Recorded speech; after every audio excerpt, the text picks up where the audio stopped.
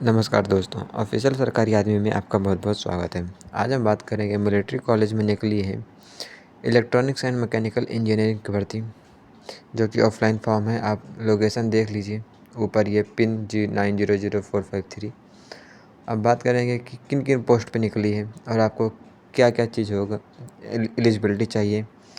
Lower division का निकला, stenographer का निकला है, लेबोरेटरी असिस्टेंट का निकला है, सिविलियन मोटर का निकला है, boot maker, barber, multi staff tasking, tradesman का निकला है। तो दोस्तों, ये रही आपकी भर्ती। आपको किन पोस्ट के लिए कितना क्या क्या चीज़ चाहिए। लोअर डिवीज़न के लिए 12th पास होना चाहिए और आपका कंप्यूटर टाइपिंग भी आपको कुछ आना चाहिए। 1 मिनट में 35 वर्ड आपको लिखने चाहिए। स्टेनोग्राफर 12th पास होना चाहिए और या किसी भी यूनिवर्सिटी से आप पास हुए हों। वैसे ही लेबोरेटरी का है, आपको ग्रेजुएट साइंस होना चाहिए, फिजिक्स केमिस्ट्री मैथ से, या diploma in electrical mechanical electronics में होना चाहिए। सिविलियन मोटर में मैट्रिकुलेशन पास होना चाहिए और आपके पास ड्राइविंग लाइसेंस होना चाहिए। बूट मेकर में आपको क्लास 10th और आपके पास काम करने के लिए कुछ सामान होना चाहिए। Boot maker. बार्बर के लिए आपके पास 1 साल का एक्सपीरियंस होना चाहिए और मैट्रिकुलेशन का या किसी भी इक्विवेलेंट बोर्ड से पास होने चाहिए। मल्टीटास्किंग स्टाफ का मैट्रिकुलेशन होना चाहिए और 1 साल की एक्सपीरियंस होना चाहिए। जो भी आपको रिस्पेक्टिव ट्रेड्स मिलेगा, चौकीदार, बुक बाइंडर, सफाई वाला, कुछ भी।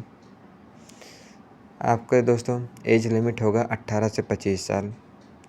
जो आपको रिलैक्सेशन मिलेगा वो भारतीय गवर्नमेंट के हिसाब से आपको दिया जाएगा। आप अपना स्क्रीनशॉट ले लीजिए। जैसे आप SC ST वाले हैं तो 5 साल आपको कम वो छूट मिलेगी। OBC का 3 साल मिलेगा।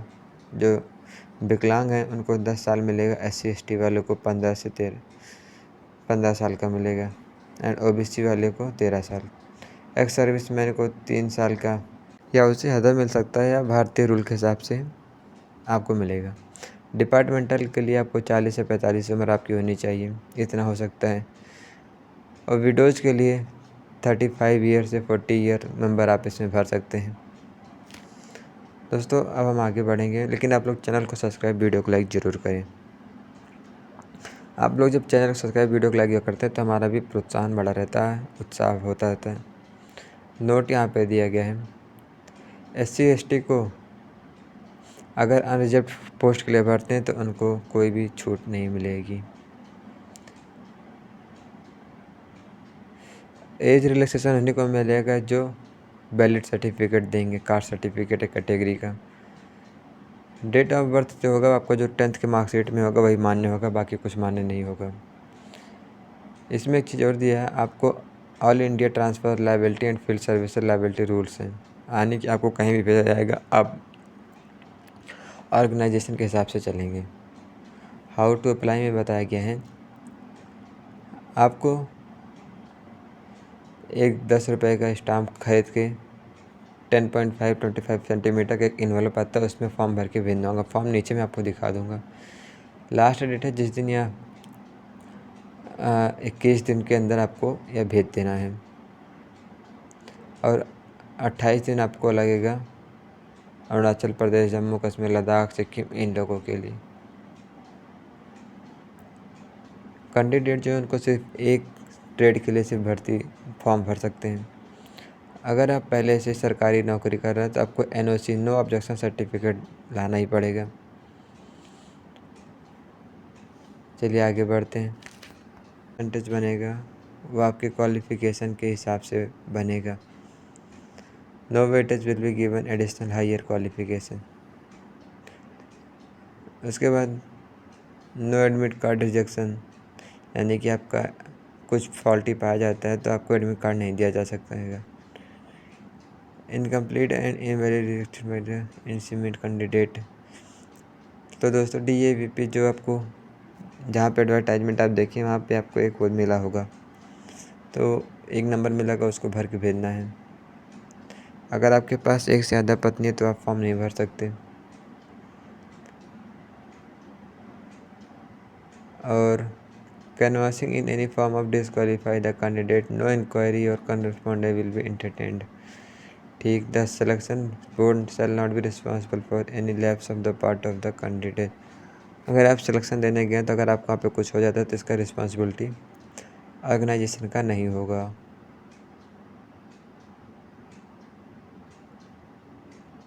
और अगर आपको कुछ फॉल्ट पाया जाता है सर्टिफिकेट में वगैरह वगैरह तो इसके जिम्मेदार आप स्वयं होंगे, आपके डॉक्यूमेंट कैंसिल हो जाएंगे। डेट ऑफ डॉक्यूमेंट, ये सब क्लियर होने के बाद आपको टेस्ट के लिए बुलाया जाएगा। फिजिकल टेस्ट होगा, आपको बता दिया जाएगा। अब सब्जेक्ट देख लेते हैं। ग्रेड मल्टीपल चॉइस क्वेश्चन रहेगा।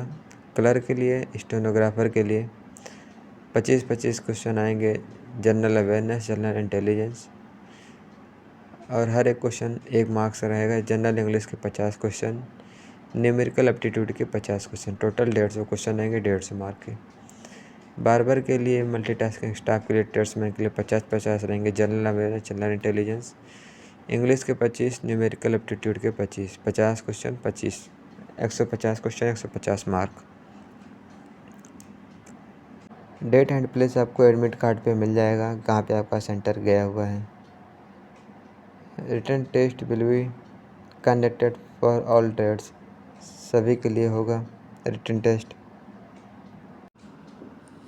उसके बाद आपको Aadhaar card, marksheet,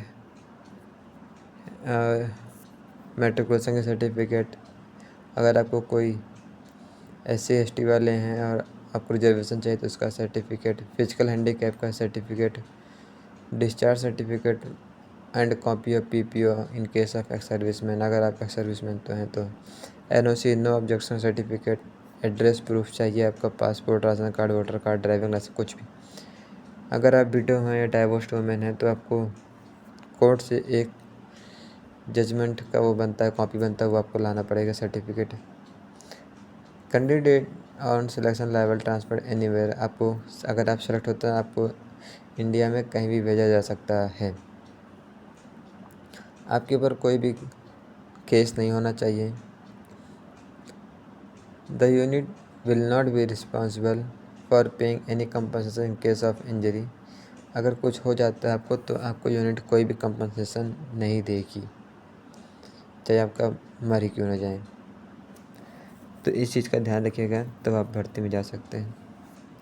format of certificate and support of claim, ये आपके लिए नहीं है, इसको मैं अलग से बता दूंगा। हम अभी आगे बढ़ते हैं, इसमें आगे बढ़ता हूँ।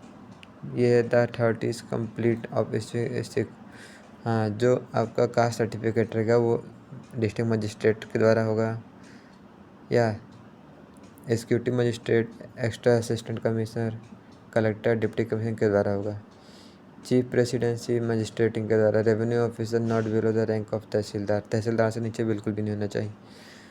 The format of certificate to be produced by the schedule caste, schedule tribes, ये आपका ये एक फॉर्मेट दिया गया है, इसी में आपका होना चाहिए, आपका नाम वगैरह जो भी है। हम आगे बढ़ते हैं तो format of certificate produced by other backward, ये सब वही है, आपके पास ये चीज़ होना चाहिए। तो चलिए दोस्तों, हम आपको सीधा फॉर्म दिखाते हैं आपको क्या क्या भरना है। ये रहा हमारा फॉर्म। सबसे पहले किस पोस्ट के लिए उसको करते हैं वो बताएंगे। आप अपना फ़ोटो लगाइएगा। DAVP एडवर्टाइजमेंट नंबर जो सबसे ऊपर था, अपना नाम लिखिए ब्लैक लेटर में, फादर का नाम, माता का नाम, डेट ऑफ बर्थ, एज कितने साल के हुए, कितने दिन के, महीने के कितने दिन के हुए, ये है DAVP नंबर है, देख लीजिए आप एक बार। चलिए दोस्तों आगे बढ़ते हैं। नेशनलिटी हो गया आपका, और रिलीजन आपका धर्म क्या है।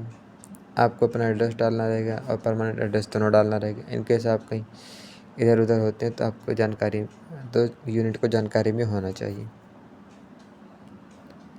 और आगे ये बाकी चीज़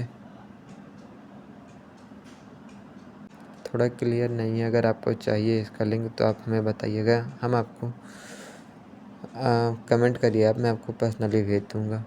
नंबर दे दीजिएगा आप मुझे, मैं भेज दूँगा।